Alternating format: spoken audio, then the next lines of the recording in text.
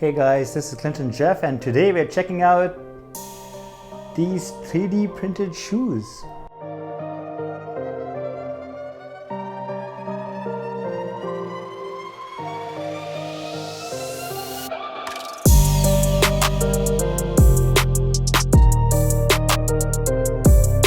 Alright, so 3D printed shoes are kind of rare nowadays, and with that in mind, I thought I'll talk about the most expensive pair of sneakers I own. The Adidas ZX4000 Futurecraft 4D. Yeah, that's quite a mouthful, but what makes these sneakers so expensive is that they're one of the first sneakers by Adidas to use a new process called digital light synthesis, which is basically the next version of 3D printing to make that awesome midsole that you see.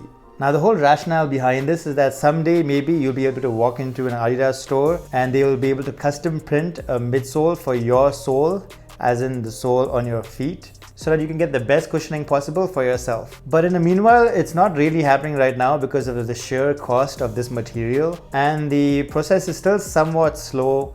So instead, they're just releasing it in full sizes for now. But as a result of all of this, these soles are actually more airy and more bouncy than Adidas's Boost cushioning. And also, I mean, come on, they look freaking cool. I mean, seriously. I saw these sneakers and I wanted them so bad that I didn't even mind paying so much crazy amount of money for them. And every time I've worn these sneakers, I've actually been asked about them, which means they're pretty much my favorite pair of sneakers right now. Just to talk about the shoe for a sec, it uses a similar designed upper as the old Adidas ZX4000 range that came out in 1989. So this is a bit of old meets new tech, which is always pretty cool. Of course, this is a bit slimmer and there's a prime knit upper instead of the nylon upper, but they've also kept the suede detailing around. Now this is the Adidas original line of 4D sneakers. If this is too old school for you, there's also the Adidas Futurecraft 4D sneakers and the Adidas Alpha Edge 4D sneakers, which are a lot more performance oriented and look just as cool. I got the Carbon Colorway, which is a little tame, but right after I got these, Adidas dropped a couple more colorways which look way cooler, and that's just the story of my life. But honestly, I'm kind of obsessed with the sneaker, so maybe I'll pick it up again in another colorway. Okay, so just in case you're thinking about buying this, I mean, if you're not sold already, let's talk about the upper first. I mean, let's just get that out of the way, right? The upper of the shoe sports a mix of suede and mesh paneling in black, accented by yellow stitching and teal branding hits. Like I said, the design is inspired by the 1980s ZX series of sneakers, and there's tonal suede paneling that wraps around the middle of the shoe, with additional suede padding seen on the lateral side toe box and on either side of the heel. The prime knit used here feels a little different from the prime knit on the Ultra Boost sneakers, but it's still just as comfortable. You'll also notice the cool ZX branding with the Adidas Originals logo right there. Alright, I'm not going to go on about the upper anymore because I can already feel you guys wanting to skip ahead.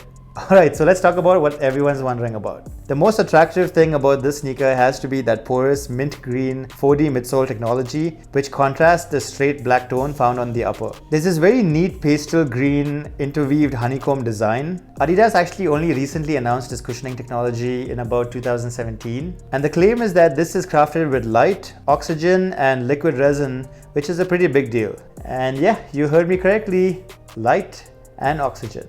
Usually midsoles can't be injection or compression molded into one piece, so Adidas turned to 3D printing midsoles, but 3D printers weren't really designed for manufacturing scale, and the entire process was really slow and way too painstaking. Plus it also wasted a substantial amount of material. At the same time, 3D printed materials are also usually a little brittle. If you've seen how a 3D printer works, it usually heats up material and then layers them on top of each other, kind of like an inkjet printer. And this can usually take hours. So to overcome this, Adidas worked with a company called Carbon to use this digital light synthesis process instead. Digital light synthesis is a photochemical process that involves digital light projection, oxygen permeable optics, and programmable liquid resins to produce the durable polymeric midsole. Adidas was trying to create the ultimate running shoe and put about 17 years worth of running data into the sole. Unlike 3D printing, which uses solid plastic, the digital light synthesis process uses liquid polymer, which is then shaped. It works by projecting light through an oxygen permeable window into a reservoir of UV curable programmable liquid resin. Carbon's liquid resin then reacts to the light and oxygen and hardens, and the entire piece solidifies while the build platform rises, so that part is pulled out of the liquid resin over time. And then boom, there's your 4D printed midsole. As you can tell, this process is still somewhat slow, and that's why 4D sneaker drops are still somewhat limited edition. I mean, there's only so many of them that they can make at one go. Carbon developed the elastic material for the Futurecraft 4D midsole, which is stiff but resilient, and created a high-performance midsole with optimal energy return.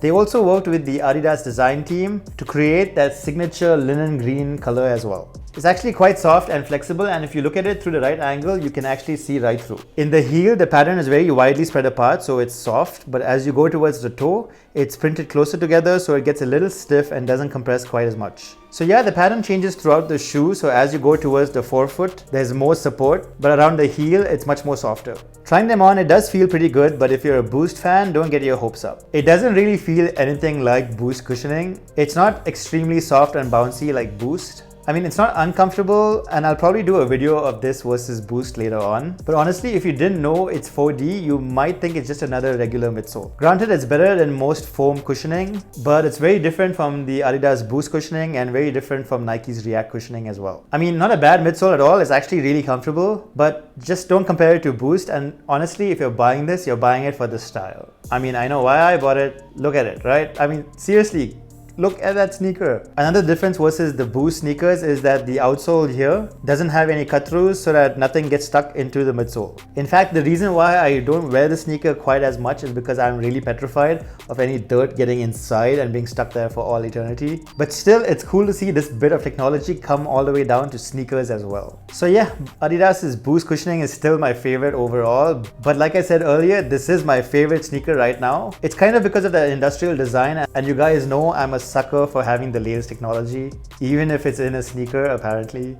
Alright, so that's a quick look at the Adidas ZX4000 Futurecraft 4D. As always, if you guys have any questions about this sneaker, please let me know in the comment section below, or you can reach out to me directly on Instagram or Twitter at ClintonJeff. I'd also love to hear your thoughts about this sneaker, and if you happen to check it out in person, please let me know what you think.